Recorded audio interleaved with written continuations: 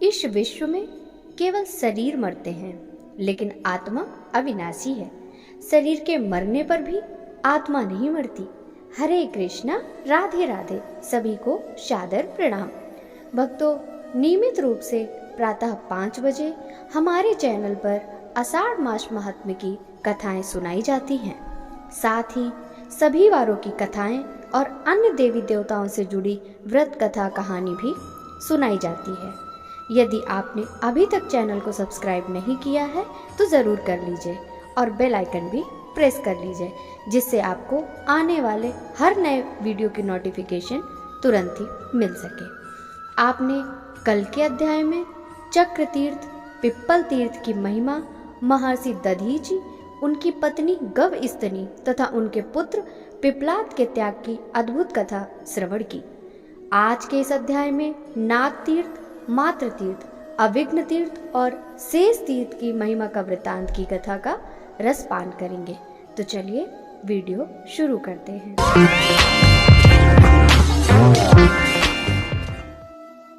ब्रह्मा जी कहते हैं, नाग तीर्थ के नाम से जो प्रसिद्ध क्षेत्र है वह सब अभिष्ट वस्तुओं को देने वाला तथा मंगलमय है। यहाँ भगवान शंकर नागेश्वर नाम से निवास करते हैं। उनके महात्म्य की विस्तृत कथा सुनाता हूँ। प्रतिष्ठानपुर में चंद्रवंशी राजा सूरसेन राज्य करते थे। वे समस्त गुणों के सागर और बुद्धिमान थे। उन्होंने अपनी पत्नी के साथ पुत्र उत्पन्न होने के लिए बड़े बड़े यत्न किए। दीर्घ काल के पश्चात उन्हें एक पुत्र हुआ, किंतु वह भयानक आकार वाला सर्प था।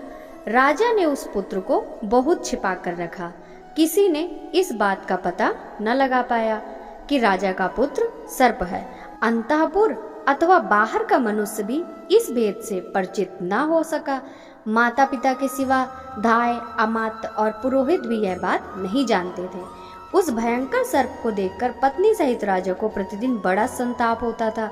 वे सोचते, सर्प रूप पुत्र की अपेक्षा तो पुत्रहीन रहना ही अच्छा है। वह तो बहुत बड़ा सर्प, किंतु बातें मनुष्य की करता है। उससे पिता से मेरे चूड़ाकरण, उपनयन तथा वेदाध्ययन संस्कार कराइए। द्विज जब तक वेद का अध्ययन नहीं करता तब तक शूद्र के समान रहता है। पुत्र की यह बात सुनकर सूरसेन बहुत दुखी हुए। उन्होंने किसी ब्राह्मण को बुलाकर उसके संस्कार आदि कराएं। वेदाध्ययन समाप्त करके सर्प ने अपने पिता से कहा, नृपश्रेष्ठ, मेरा विवाह कर दीजिए। मुझे स्त्री प्राप्त करने की इच्छा हो रही है। मेरा विश्वास है कि ऐसे किए बिना आपका कोई कार्य भी सिद्ध नहीं हो सकेगा। पुत्र का यह निश्चय जानकर राजा ने अमात्यों को बुलाया और उसके विवाह के लिए इस प्रकार कहा, मेरा पुत्र युवराज नागेश्वर सब गुणों की खान है। वह बुद्धिमान, सूर, दुर्जय तथा शत्रुओं का संताप देने वाला है। उसका विवाह करना है। मैं बूढ़ा हुआ, अब पुत्र को राज का भार सौंपकर निश्चिंत होना चाहता हूँ। आप लोग मेरे हित साधन में तत्पर होकर उसके विवाह के लिए प्रयत्न करें। राजा की बात सुनकर अमात्यगण हाथ जोड़कर बोले, महाराज, आपके पुत्र सब गुणों में श्रेष्ठ हैं और आप भी सर्वत्र विख्यात हैं। फिर आपके पुत्र का विवाह करने के लिए क्या मंत्रणा करनी है और किस बात की चिंता? अमात्यों के ये कहने पर नृपश्रेष्ठ सूरसेन कुछ गंभीर हो गए।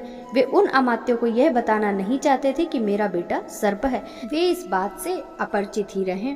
राजा ने फिर कहा, कौन कन्या गुणों में सबसे अधिक है तथा कौन राजा ऊंचे कुल में उत्पन्न श्रीमान और उत्तम गुण के आश्रय हैं? राजा का यह कथन सुनकर अमात्यों में से एक परम बुद्धिमान पुरुष, जो महाराज के संकेत को समझने वाले थे, उनका विचार जानकर बोले, महाराज, शूर देश में विजय नाम के एक राजा हैं। उनके पास घोड़े, हाथी और रत्नों की गिनती नहीं है। महाराज, विजय के 8 पुत्र हैं जो बड़े धनुर्धर हैं। उनकी बहन भोगवती साक्षात लक्ष्मी के समान है। राजन, वह आपके पुत्र के लिए सुयोग पत्नी होगी। बूढ़े अमात्य की बात सुनकर राजा ने उत्तर दिया, राजा विजय की वह कन्या मेरे पुत्र के लिए कैसे प्राप्त हो सकती है, बताओ। बूढ़े अमात्य ने कहा, महाराज, आपके मन में जो बात है मैं उसे समझ गया। अब आप मुझे कार्य सिद्धि के लिए जाने की आज्ञा दें। महाराज सूरसेन ने भूषण, वस्त्र तथा मधुर वाणी से बूढ़े मंत्री का सत्कार करके उन्हें बहुत बड़ी सेना के साथ भेजा। वे पूर्व देश में जाकर महाराज विजय से मिले और नाना प्रकार के वचनों तथा नीति जनित उपायों से राजा को संतुष्ट किया। मंत्री ने राजकुमारी भोगवती और युवराज नाग का विवाह तय कर दिया। राजा विजय ने कन्या देना स्वीकार कर लिया। बूढ़े मंत्री लौट आए और सूरसेन से उन्होंने विवाह निश्चित होने का सब वृतांत सुनाया। तदंतर बहुत समय व्यतीत हो जाने पर वृद्ध मंत्री अन्य सब साथियों को लेकर सहसा राजा विजय के वहां पहुंचे और इस प्रकार बोले, राजन, महाराज सूरसेन के राजकुमार नाग बड़े ही बुद्धिमान और गुणों के समुद्र हैं। वे स्वयं यहाँ नहीं आना चाहते। क्षत्रियों के लिए विवाह अनेक प्रकार से होते हैं, अतः यह विवाह शास्त्रों के द्वारा ही किया जाए। वृद्ध मंत्री की बात सुनकर राजा विनय उसे सत्य ही माना और भोगवती का विवाह शस्त्र के साथ ही शास्त्र विधि से कर दिया। विवाह के पश्चात महाराज ने बड़े हर्ष के साथ बहुत सी गौएं, सुवर्ण और अश्वादी सामग्री दहेज में देकर कन्या को विदा किया। साथ ही अपने अमात्यों को भी भेजा। बूढ़े मंत्री आदि सचिवों ने प्रतिष्ठान पे आकर महाराज सूरसेन को उनकी पुत्र वधू समर्पित कर दी। राजा विजय ने जो विनय पूर्वक वचन कहे थे उनको भी सुनाया और उनकी दी हुई दहेज की सामग्री, विचित्र आभूषण, दासियां तथा वस्त्र आदि निवेदन किए। इन सब कार्यों का संपादन करके वे लोग कृतकृत्य हो गए। राजकुमारी भोगवती के साथ जो विजय अमात्य पधारे थे उनका महाराज सूरसेन ने बड़े सम्मान के साथ स्वागत किया, जिसे सुनकर राजा विजय को प्रसन्नता हुई। ऐसा बर्ताव करके सबको विदा किया। राजा विजय की कन्या रूपवती थी। वह सुंदरी सदा अपने सास ससुर की सेवा में संलग्न रहती। भोगवती का पति अत्यंत भीषण महानाग रत्नों से सुशोभित एकांत गृह में सुगंधित पुष्पों से बिछी हुई सुखद सैया पर आराम करता था।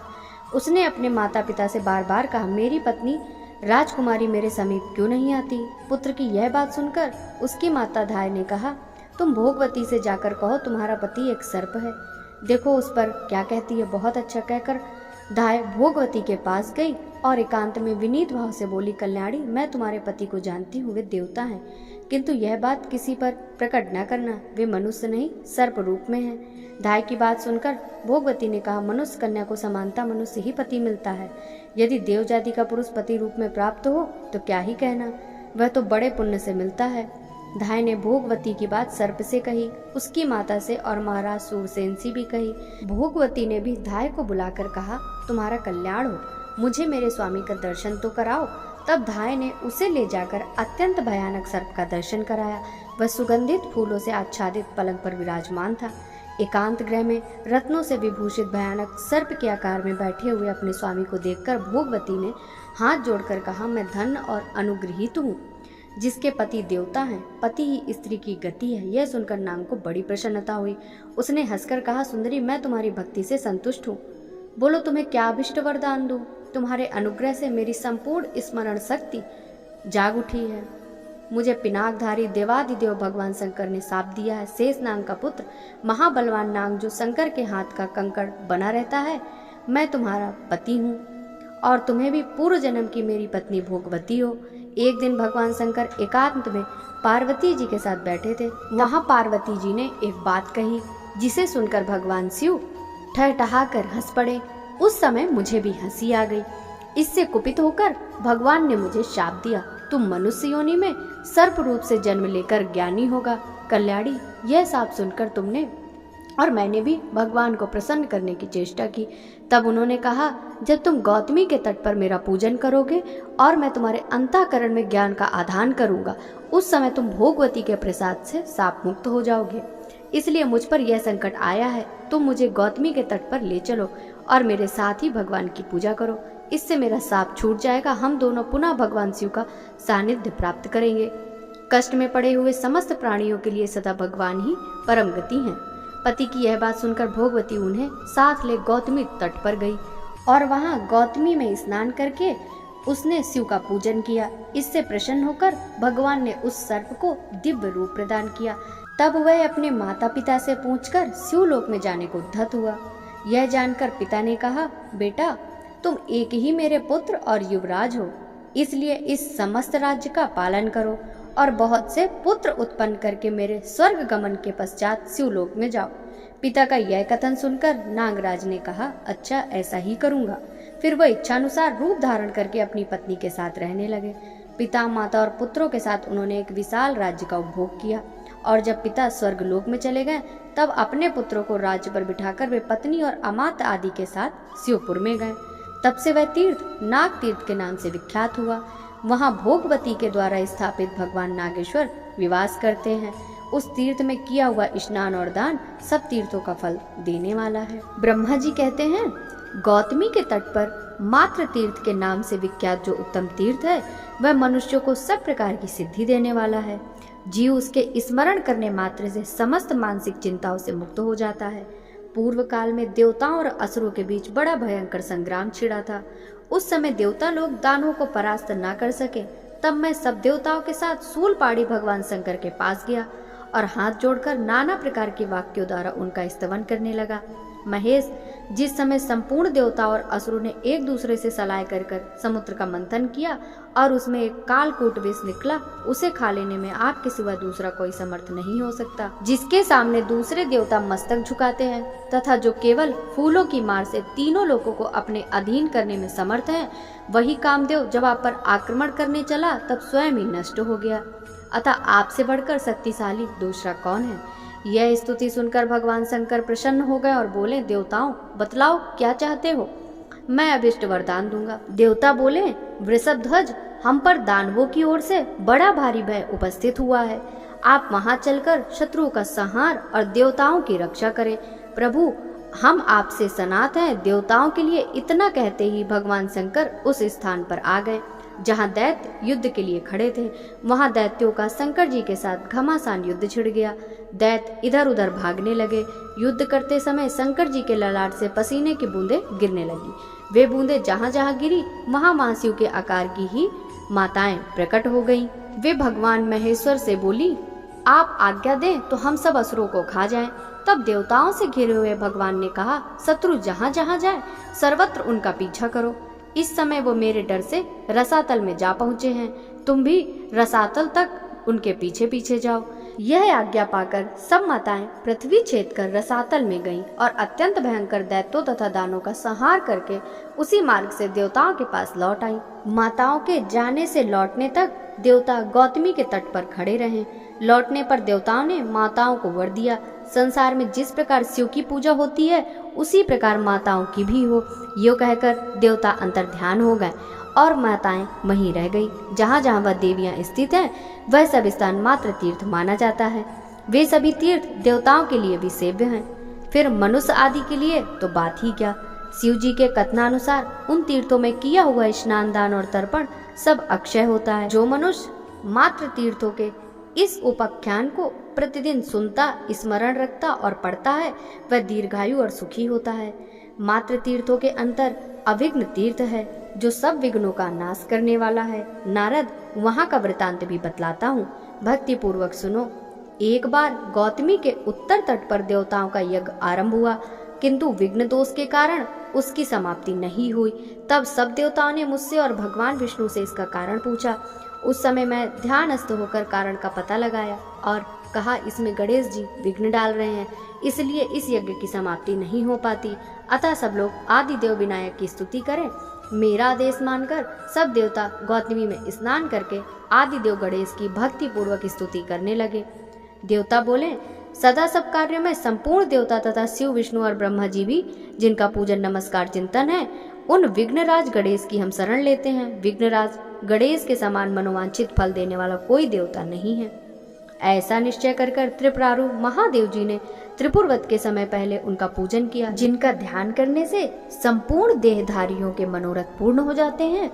वे अंबिकानंदन गणेश इस महायज्ञ में शीघ्र ही हमारे विघ्नों का निवारण करें। देवी पार्वती के चिंतन मात्र से ही गणेश जी जैसा पुत्र उत्पन्न हो गया। इससे संपूर्ण जगत में महान उत्सव छा गया। यह बात उन देवताओं ने अपने मुख से कही थी जो नवजात शिशु के रूप में गणेश जी को नमस्कार करके कृतार्थ हुए थे। माता की गोद में बैठे हुए और माता के मना करने पर भी उन्होंने पिता के ललाट में स्थित चंद्रमा को बलपूर्वक पकड़कर उनकी जटाओं में छिपा दिया। यह गणेश जी का बाल विनोद था। यद्यपि वे पूर्ण तृप्त थे तो भी अधिक देर तक माता के स्तनों का दूध इसलिए पीते रहे कि कहीं बड़े भैया कार्तिकेय जी आकर न पीने लगे। उनकी बुद्धि में बाल स्वभाववश भाई के प्रति ईर्षा भर गई थी। यह देखकर भगवान शंकर ने विनोदवश का, विघ्नराज तुम बहुत दूध पीते हो, इसलिए लंबोदर हो जाओ। ये कहकर उन्होंने उनका नाम लंबोदर रख दिया। देव समुदाय से घिरे हुए महेश्वर ने कहा, बेटा तुम्हारा नृत्य होना चाहिए। यह सुनकर उन्होंने अपने घुंघरू की आवाज से ही शंकर जी को संतुष्ट कर दिया।